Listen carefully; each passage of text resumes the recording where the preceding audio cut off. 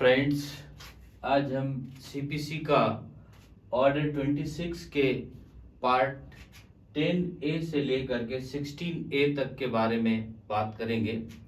इसका rule 10A कहता है कमीशन फॉर साइंटिफिक इन्वेस्टिगेशन। इसका रूल 10A कहता है वैज्ञानिक अन्वेषण के लिए कमीशन। यदि न्यायालय में कोई ऐसा प्रश्न उत्पन्न हो जाता है या ऐसा कोई विषय आ जाता है जिसमें वैज्ञानिक अन्वेषण करना होता है और कोर्ट वहां पर डायरेक्ट जा करके नहीं कर सकती, तब ऐसे में क्या करेगा कि वैज्ञानिक अन्वेषण के अंतर्गत यदि न्याय के हित में आवश्यक है तब न्यायालय स्वयं या पक्षकार के किसी प्रार्थना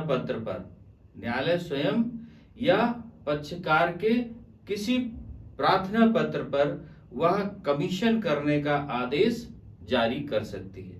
कि उस प्रश्न का वैज्ञानिक अन्वेषण करके उसकी लिखित समरी बना करके वह पूरी रिपोर्ट कोर्ट के सामने प्रस्तुत करे। इसका 10B कहता है commission for performance of A ministerial act. Rule 16B कहता है इसका अनुसचिवीय कार्य के लिए कमीशन। अब कोई मिनिस्ट्रियल एक्ट के तहत उस व्यक्ति का जो कोर्ट के सामने उपस्थित किसी कारण नहीं हो सकता, या सपोज करते हैं कि राज्यपाल या गवर्नर का कमीशन कराना है तो उसे उपस्थित होना संभव नहीं है उस समय, या ऐसा कोई मिनिस्ट्रियल एक्ट के तहत जो चीजें हैं वो कोर्ट के सामने या वहां पर उपस्थित होने में प्रॉब्लम है, या होने में उनको ये स्पेशल चीज प्रोवाइड की गई कि वह कोर्ट किसी ऐसे व्यक्ति को जो उचित समझे और न्याय हित में आवश्यक हो तो वह स्वयं या किसी पक्षकार के प्रार्थना पत्र पर उसका कमीशन करने का आदेश जारी कर सकता है। अब 10C इसका कहता है commission for the sale of movable property. 10C इसका कहता है जंगम संपत्ति के विक्रय के लिए कमीशन। जो मूवेबल प्रॉपर्टी है उन प्रॉपर्टी में अगर वो कोर्ट के अंडर में है, कोर्ट की अभिरक्षा में है और वह प्रॉपर्टी क्षय हो रही है, मतलब नष्ट हो रही है और अधिक समय तक रुकने की उसकी संभावना नहीं है, तो कोर्ट एक कमीशन जारी कर सकता है कि वह किस दर से क्षय हो रही है, उस प्रॉपर्टी की वैल्यू क्या है, वो प्रॉपर्टी कितनी है, उसकी स्थिति क्या है, इन सब बातों की आवश्यकता अगर न्याय हित में है तो किसी पक्ष के प्रार्थना पत्र पर या कोर्ट स्वयं अपने विवेक से संज्ञान ले करके वह उसका कमीशन करने का आदेश जारी कर सकती है। रूल 11 कहता है कमीशन टू एग्जामिन और एडजस्ट अकाउंट।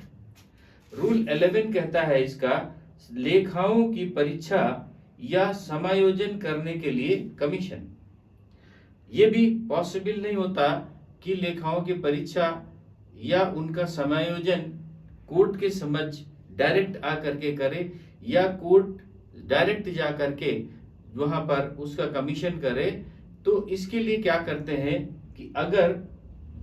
न्यायालय उचित समझता है कि न्याय हित में लेखाओं परीक्षाओं का या उसके समायोजन के लिए कि क्या पोजीशन है, उस समय की स्थिति क्या है, तो उसके लिए स्वयं या किसी पक्षकार के प्रार्थना पत्र पर कमीशन जारी कर सकता है। रूल 12 इसका कहता है court to give commissioner necessary instructions. Rule 12 में कहा गया कि न्यायालय कमिश्नर को आवश्यक अनुदेश देगा। कोर्ट ने कमीशन जारी कर दिया कमीशन जारी करते समय जिस उचित अधिकारी को उस कमीशन के लिए एज ए कमिश्नर नियुक्त किया कि इसका कमीशन करने यह व्यक्ति जाएगा, और वह व्यक्ति केवल उन्हीं कार्रवाइयों को करेगा जो कोर्ट ने निर्देशित किया। अब कोर्ट उस जांच के लिए आदेशित कर सकता है कि वह उसकी राय क्या है, वो अपनी राय लिखे और लिखित रिपोर्ट जो वहां की स्थिति हो यथास्थिति उस समय जाकर के उसका वर्णन करे तथा वहां के पक्षकारों का साइन कराए जो उपस्थित है, और वह रिपोर्ट जब पूरी समरी तैयार कर ले हस्ताक्षर करके नियत तिथि पर जिसको कोर्ट ने डिसाइड किया है उस तिथि पर उस कोर्ट को वापस करे, या अगर विलंब हो जाता है तो उस विलंब का समुचित कारण उस कोर्ट को बताते हुए वह वापस करे। और इसके बाद अगर कोर्ट उस बात के उस कमिश्नर के इस रिपोर्ट पर असंतुष्ट हो जाता है या कोई पक्षकार उस पर ऑब्जेक्शन कर देता है और वह कोर्ट में असंतुष्ट उसकी रिपोर्ट हो जाती है, तो कोर्ट उसकी अतिरिक्त जांच भी करवा सकता है कि उसकी पुनः जांच की जाए या दूसरे कमिश्नर से जांच की जाए, या जिस तरीके उचित समझता है वो अतिरिक्त जांच करवा सकता है। रूल 13 इसका कहता है commission to make partition of immovable property. Rule 13 इसका कहता है कि स्थावर संपत्ति का विभाजन करने के लिए कमीशन जो इमूवेबल प्रॉपर्टी है, जो इमूवेबल प्रॉपर्टी है जैसे मकान है, प्लॉट है या अन्य ऐसी चीजें हैं, तो उनके लिए पहले कोर्ट प्रारंभिक डिग्री बनाता है और प्रारंभिक डिग्री के तहत वह जो कमिश्नर नियुक्त किया गया वो उस स्थान पर जाएगा और उस प्रॉपर्टी की स्थिति को देखते हुए जो उसे उचित लगेगा उसका जितने पार्ट में बंटवारा करना होगा उसका पार्टीशन अपने मैप में बना करके अलग अलग उसकी पूरी चीजें लिखते हुए एक रिपोर्ट समरी बनाएगा और वह समरी बना करके कोर्ट को वापस करेगा नियत तिथि पर जो तिथि कोर्ट ने डिसाइड करी होगी। अब रूल 14 कहता है प्रोसीडेंस ऑफ कमिश्नर। रूल 14 इसका कहता है procedure of commissioner. Procedure of commissioner rule 14 कहता है कमिश्नर की प्रक्रिया। कमिश्नर की प्रक्रिया में क्या होगा, कमिश्नर क्या प्रोसेस क्या होगा। कमिश्नर को जब कोर्ट से आदेश की एक प्रति और जिसको कमीशन करना है उसकी समरी प्रोवाइड कर दी जाती है, तो वह उसको ले जा करके उस स्थान पर पक्षकारों को सूचना देने के बाद उस स्थान पर पहुंचता है जिसका कमीशन करना हो और उसकी जांच करेगा। जांच संपत्ति के उतने अंश के बारे में करेगा या पूरे के बारे में करेगा जो कोर्ट ने आदेशित किया होगा, और पक्षकारों का जो भी अंश होगा उसको आवंटित करेगा। आवंटित करने के बाद हर पक्षकार के पार्ट को अलग अलग रंग से उसे बनाएगा, अलग अलग रंग से बनाएगा, उसका सीमांकन करेगा और उसके सीमांकन की पैमाइश को लिखेगा, और ऐसा लिखते हुए वह अपनी संपूर्ण रिपोर्ट मतलब बंटवारा कर दिया, हर एक का भाग अलग अलग कलर से उसको रंग दिया और हर एक की जो चौहद्दी है जो उसकी बाउंड्रीज हैं उनकी पैमाइश कर दी, चौहद्दी लिख दिया, और वैसी रिपोर्ट एक तैयार करते हुए अपना हस्ताक्षर करके नियत तिथि को जो कोर्ट ने डिसाइड किया उस तिथि को वो कोर्ट को वापस भेजेगा। रूल 15 इसका कहता है expenses of commission to be paid into court. Rule 15 इसका कहता है कमीशन के व्यय न्यायालय में जमा किया जाएंगे। अब इसके लिए कोर्ट एक स्पेसिफिक चीज तय करती है कि या तो फिक्स होता है कि सारे कमीशंस का कि कमिश्नर का जो न्याय जो शुल्क है जो एक्सपेंस है कमीशन का वो ये निर्धारित है। तो जब कमीशन कोर्ट जारी करती है तो उस जारी करने पर उसके साथ में जो उसकी कमीशन करने की कमिश्नर का शुल्क होता है वह शुल्क कमीशन जारी जाने के पहले मतलब कमिश्नर को ऑफिस से निकलने से पहले उसका शुल्क कोर्ट में उस पक्षकार को जमा करना होता है। जब वह उसका शुल्क जमा कर देता है तभी कमीशन के लिए कमिश्नर उस स्थान को जांच के लिए जाएगा। रूल 16 इसका कहता है पावर ऑफ कमिश्नर्स। रूल 16 में कहा गया कि कमिश्नर की शक्तियां, कमिश्नर का पावर क्या क्या होगा, कमिश्नर के पास कौन कौन सी ऐसी शक्तियां हैं जो वह अपनी शक्तियों का प्रयोग कर सकता है। तो कमीशन जब जांच करता, जब कमिश्नर क्या कर सकता है कि परीक्षा कर सकता है किसकी, कोर्ट ने जिसको जारी किया कि इस चीज की या इस व्यक्ति की, इस साक्षी की परीक्षा करना है, तो वह उसको नोटिस जारी कर सकता है। नोटिस जारी करने के बाद जब उस व्यक्ति के पास पहुंचता है तो उसकी परीक्षा कर सकता है और पक्षकारों की परीक्षा कर सकता है, साक्षी की परीक्षा कर सकता है, अन्य कोई व्यक्ति जिसको कोर्ट ने निर्देशित किया है, जिसके कोर्ट ने ऑर्डर जारी किया है, उस व्यक्ति की वह परीक्षा कर सकता है। उस व्यक्ति का वो क्रॉस एग्जामिनेशन करके उसकी रिपोर्ट तैयार कर सकता है। दूसरी चीज, वह किसी जांच के विषय में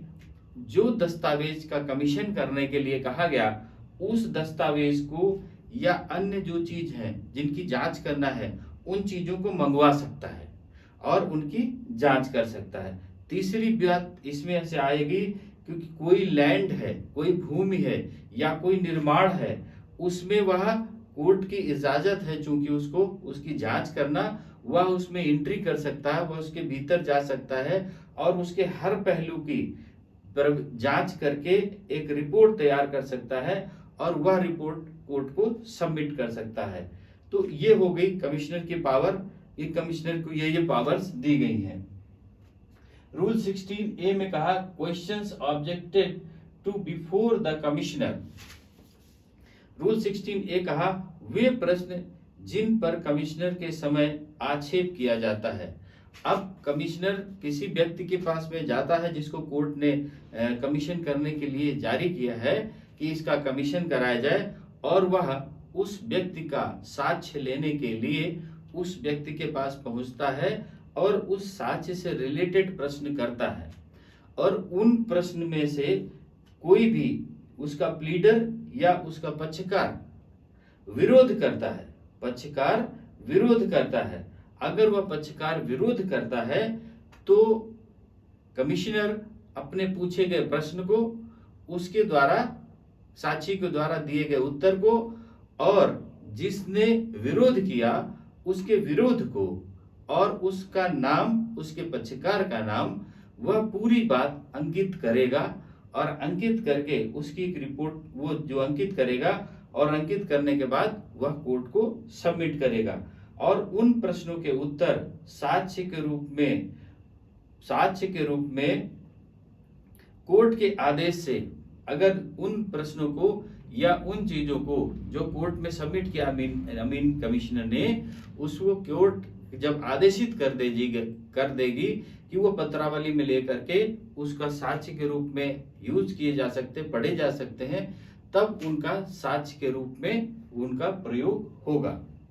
तो ये बात तो कमिश्नर के पावर्स क्या है, कमिश्नर कहाँ कहाँ क्या क्या कर सकता है, रूल 10A से लेकर के रूल 16A तक कमिश्नर क्या करेगा उसके बारे में बात किया। अभी रूल 17 से लेकर के कुछ आगे के पार्ट ऑर्डर 26 के हैं, वो हम नेक्स्ट पार्ट में डिस्कस करेंगे। ओके, थैंक यू, जय हिंद।